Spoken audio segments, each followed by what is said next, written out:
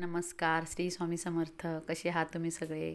आहे तुम्ही सगळे मस्त असाल. सगळ्यांना सर्वप्रथम रामकृष्ण हरी. तर हे बघा, आम्ही लोणंदवर गेलो होतो दिंडीला, म्हणजे पालखी सोहळा बघण्यासाठी किंवा दरवर्षी आम्ही दर्शन घेण्यासाठी जातो. तर ह्या वर्षीही गेलो होतो मुलासोबत. तर आम्ही पहिला फर्स्ट टाईम लाईनमध्ये गेल्या हे मस्त असं विठू माऊलीचा गंध लावून वगैरे घेतला.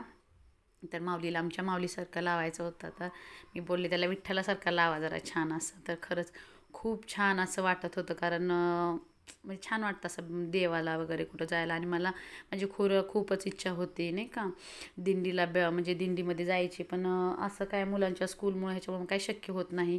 तर म्हटलं नाही का लोणंदवरती दोन दिवस मुक्काम असतो, तर आपण तिथं जाऊन दर्शन घेऊया. कारण हा इतका मस्त सोहळा कुठंच मिळणार नाही बघण्यासाठी. तर असा सोहळा बघण्यासाठी आम्ही आलो होतो इकडे लोणंदला. बघा इथं आम्ही आता लाईन बाय लाईन नाही का नंबरला उभं राहिलं होतं. तर ते गंध लावणारे नाही का लाईनमध्ये पण येऊन फिरतात नाही का लावण्यासाठी. तर हे आम्ही पहिलं लावून घेतलं आणि लाईनला उभं राहिलो, कारण आम्ही दिंडी जाणार त्या दिवशीच तिथं पोचलो होतो. तर त्या दिवशी नाही का थोडी गर्दी पण थोडी कमी होती, कारण फर्स्ट टाईमला आले की जास्त गर्दी असते. तर हे बघा लाईनला आम्ही उभं राहिलो आहे, कुठं दूरपासून लाईन. आणि इथं बघा आपल्या चरण पादुका वगैरे माऊलींच्या ठेवलेल्या आहेत त्याच्यामध्ये टेंटमध्ये. आणि इकडं रथ वगैरे सजवलेलं. आणि ही बघा इतकी वारकरी मंडळी, जिकडं बघेल तिकडं आपल्याला फक्त वारकरी मंडळी दिसतील. खरंच खूपच छान. आणि सगळीकडे बघेल तिकडं माणसं खूप अशी मोठे, इतका मोठा उत्सव असतोय ना, खरंच खूप छान वाटतं. आणि हे बघा आम्ही लाईनला उभं राहूनच मी थोडं शूटिंग केलं असं नाही का. तर आपले पोलीस कर्मचारी वगैरे नाही का मदतीला, ते पण भरपूर सारे. आणि मग आपल्या माऊलीचा सजवलेला रथ वगैरे बघा किती सुंदर असा होता. खरंच माझी इतकी इच्छा होती तर बघितलं गेलं, इतकं मन प्रसन्न झालं. खरंच खूप छान असं वाटलं. आणि ते दर्शन घेत घेत आम्ही नंतर नाही का आपला ते माऊलीचा ते रिंगणावरचा घोडा वगैरे असतो त्याचंही दर्शन घेतले. हे बघा 2 घोडे होते, तर त्याचंही दर्शन, कारण त्याला सजवायचं चाललं होतं. मग ते बघून झालं की मग आम्ही आलोत, कारण छोट्या छोट्या त्या दिंड्या असतात ना, मग त्यांच्या इथं हरिपाठ वगैरे सुरू असतो. तर हे बघा फुगडी वगैरे चाललं होतं. इतकं भारी वाटलं. खरंच खरंच खूप छान वाटलं. तर प्रत्येक नाही का प्रत्येक अशा ज्या छोट्या छोट्या दिंड्या असतात त्यांचं ते कार्यक्रम सुरू असतात तिथे हरिपाठ वगैरे. तर मी म्हटलं चला इथं पण थोडं शूटिंग करूया. तर ही लोकं इतकी छान अशा फुगड्या वगैरे खेळत होते.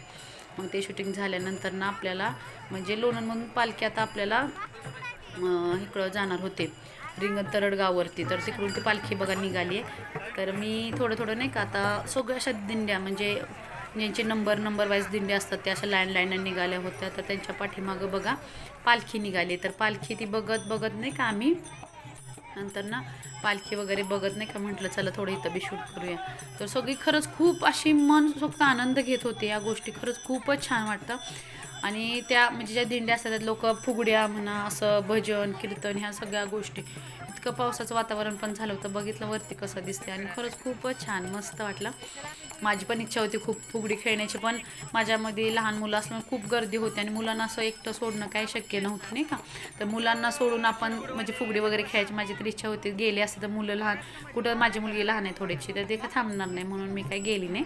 पण मी सगळ्यांचं असं बघत होतं आणि खरंच खूप छान वाटलं. तर बघा ह्यातही कशा मस्त अशा फुगड्या वगैरे खेळतात, असे नाचून वगैरे बघण्यासारखं असतं नाही का सोहळा काय काय असं. आणि ह्या दिंडीमध्ये खरंच एक म्हणजे इतके वयस्कर लोक असतात, इतके वयस्कर माणसं असतात, पण ते आजी वगैरे किंवा ते बाबा वगैरे खरंच बिलकुल असे दमल्यागत पण वाटत नव्हते. एवढे चालून आले होते. त्यांच्या चेहऱ्यावरचे ते प्रसन्नता, त्यांच्या चेहऱ्यावरचे ते म्हणजे एक प्रेमभाव किंवा ते एक देवाविषयीची ओढ.